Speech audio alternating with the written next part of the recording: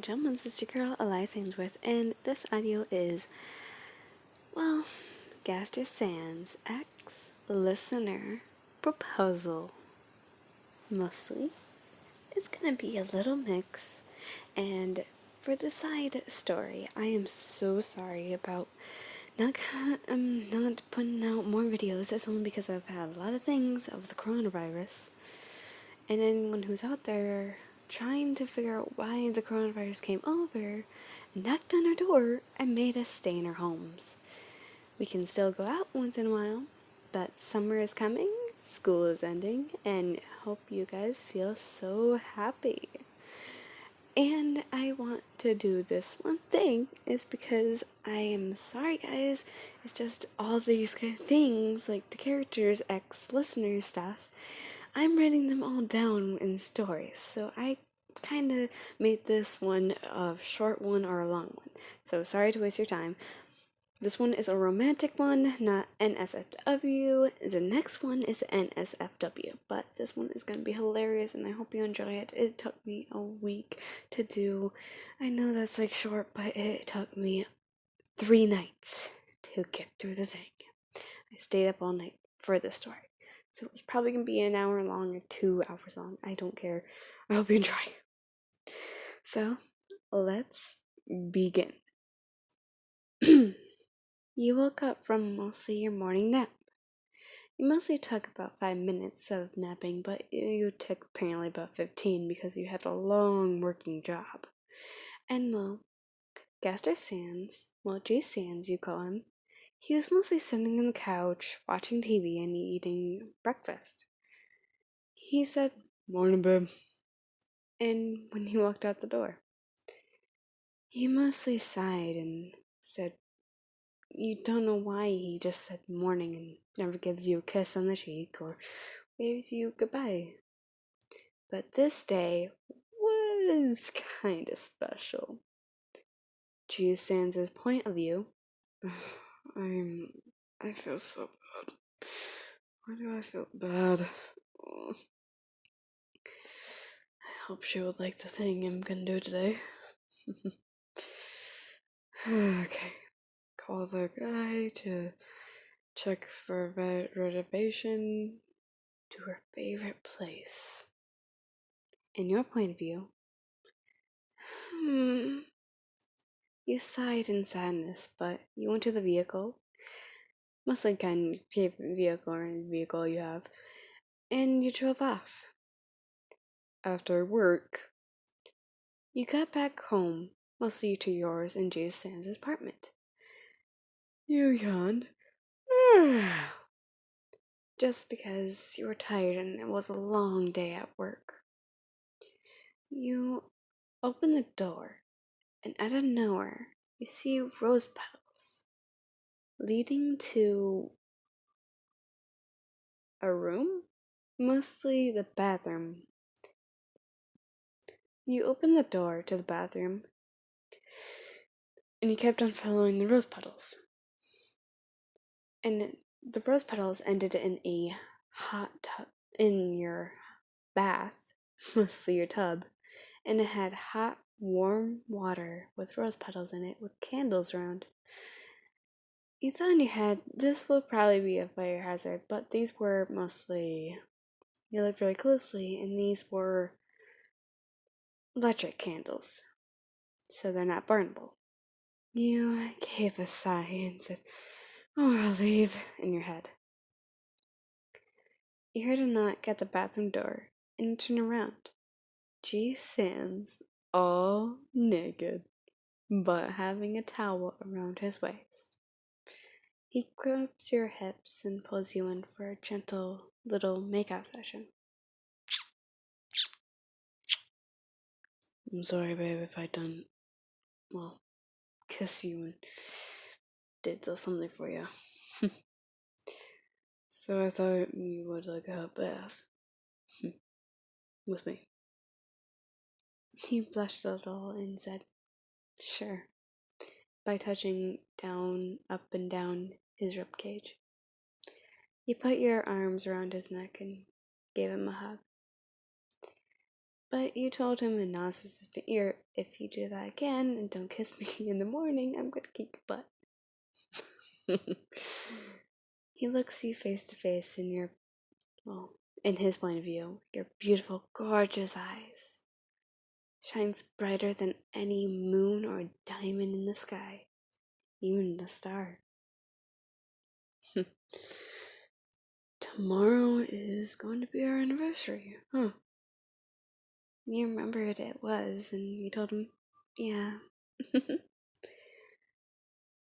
You and G. Sands got used to mostly being together, and your anniversary mostly had been for 5 years. You guys have been dating, and he has not gave you the question if you will marry me. But you and him understood. You guys needed to chill out for a bit and sometimes not be together. It's only because, well, he was a drug addict and he drank a lot. But you understood that. So you and him took your time. And the anniversary was coming up tomorrow. So when you got into your hot bath without your clothes and cuddled up to him, you felt happy. Mostly a warm tingling in your stomach. Mostly butterflies. But you remembered you had that feeling the first day you met him. You were at a bar. Memory backlash. You remembered you were at a bar, mostly working there. You mostly were a bartender, and you always gave the drinks to the gentlemen's. And the women's too. And well, you actually accidentally ran into him when he was over drinking. You told him, "Sir, I'm sorry to say this, but you can't drink more." I don't care. You should dump me for damn fucking talk, man. It was about near to closing time, and he was still at the bar. So you asked him if he needed a ride home. Yeah, yeah, I do. I don't want to be drunk driving. So you let him into your car and you drove off. Mostly you drove to his apartments and he told you, "No, I'm not gonna be here. Please take me somewhere else." He stared at you with a sad face and a disappointment face. You looked up and you asked which apartment room was his. Fine, I'll go. You got out of the vehicle and you helped him. You helped him to get to his apartment and he opened the door, mostly unlocking it and then opening it. So when you helped him get a glass of cold water, you heard moaning noises coming from the room. You asked him, who was that? What the fuck?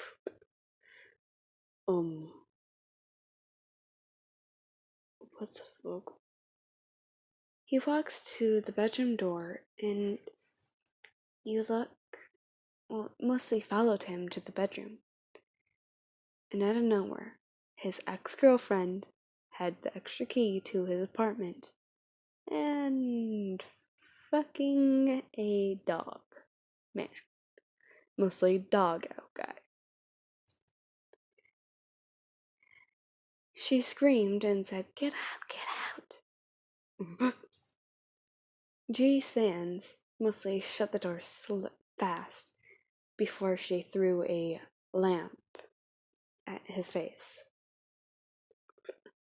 I didn't get your name, but can I stay with you? Please. Please. He grabs you from your shoulders and asks you about 3 times. And you told him, "I don't do this to many people, but yeah. And also, you can stay as long as you want." Because you realized he went through a big breakup and his girlfriend took over his apartment place. So you told him he can mostly move in. After about 3 weeks of him getting his stuff into your apartment, mostly was hard because of his ex-girlfriend mostly trying to call the police on him. But when he knew about the cheating, he still kept on drinking. So you and him talked, and he said, "Fine, I'll stop drinking." Back to present time, you woke up mostly from having a little relaxing of a hot bath in your bathtub and getting cuddled and spooned by your, well, G. Sands, your boyfriend. You felt happy. And so, you got up to get dressed. You went to the vehicle and you got to go to the store. You went and you looked around in the alcohol area, mostly where there's beer and stuff, but not strong alcohol. You got a glass. Mostly it was kind of like a white wine glass, but it was meant to look like alcohol, but it doesn't do anything to the body of getting it drunk, so you're okay with that. And also because, well, you were helping him. When you came back to your guys' apartment, you heard the door slowly open, and out of nowhere, G. Sands came out of the apartment with roses, red roses, in a bouquet. "Oh, hey babe." Kisses your forehead. "These are for you. I couldn't find you, and mostly I walked and teleported to get some roses for you. Because you're the rose of my life, and I can't help it." You laughed and you asked him, "So what do we have planned tonight?" Um, hmm. Well, you get dressed in a beautiful gown, and I'll tell you. After about near to 7 p.m., you got dressed in your favorite gown. Mostly a beautiful gown you wore. Only for special occasions, but this one was very special. You walked out of your room, and Jay Sands was surprised. He never saw anything more beautiful than you in the whole world. "Babe, you look amazing." You told him, "Thank you," by putting some of your hair behind your ear. "Well, my lady." He puts his arm into a V sideways and asks you to put your arm around his. And he was being so much like a gentleman for you. And so you walked down, let's say from the steps of yours' apartment place, and you looked around and you asked him, "Are we gonna take the vehicle?" And he's like, "Nope, we're taking that." Out of nowhere, you hear about 2 horses in a carriage.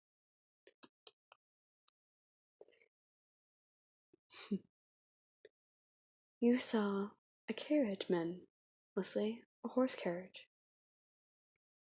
You gasped in air, and you told him, "You shouldn't have." Because, well, you told him you like stories and you like fairy tales. And he always dreamed about being in a horse carriage with the person you love. He laughed at that moment when you told him that, but he understood. And he was being, well, a kind gentleman for you. My dear command, here. Can you take us to, let's say, your favorite restaurant? please?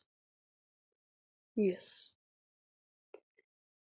He shut the door, and you guys mostly, well, rode there in the horse carriage.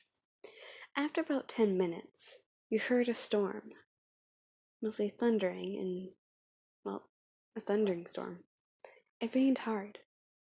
Um, well, this is stupid. Hey, sir. Hmm. Can you pull over? We can walk the rest away. It's mostly just a block. Good. He gets off the carriage and he helps you off. Out of nowhere, a driver drove fast and splashed water all over you and G Sands. Hey, what were you driving? I'm sorry, babe. You told him it was fine, and, well, you told him it was right. The horse carriage drove away, and you and him walked the rest of the way there. Your favorite restaurant was mostly your favorite. Hey, I'm Juice Sands. I asked for a reservation here.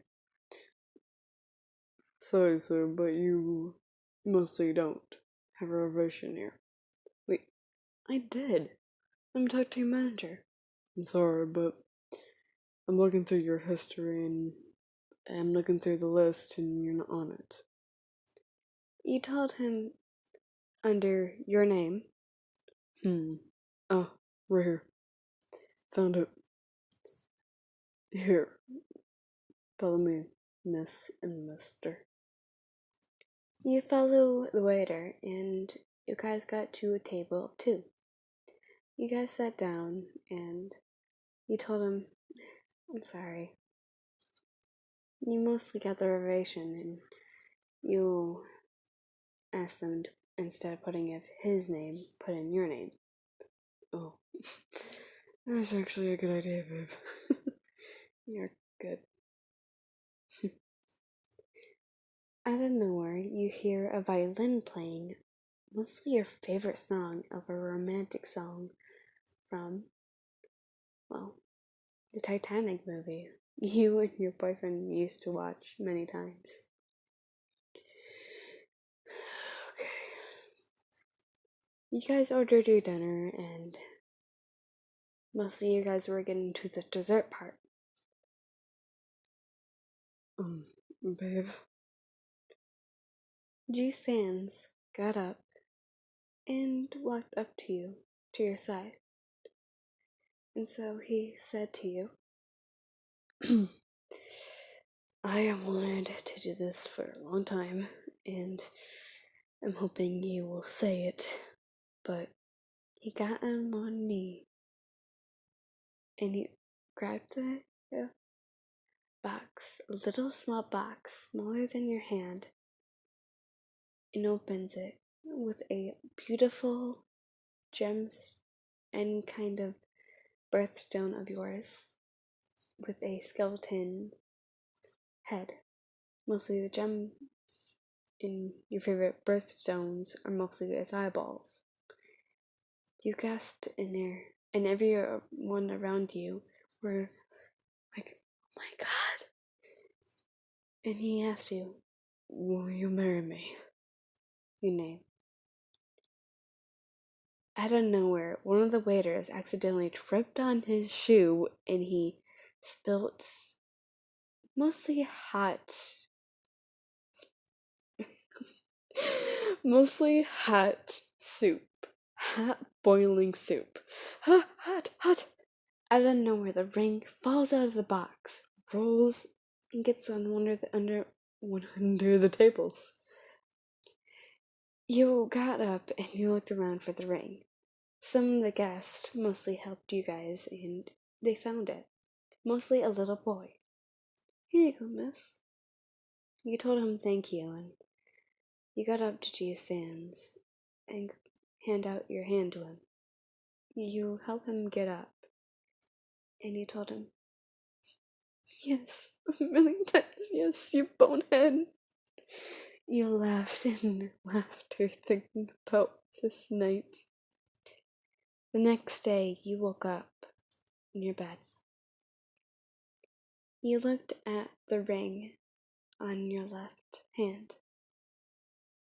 You were thinking in your head, I found someone, finally.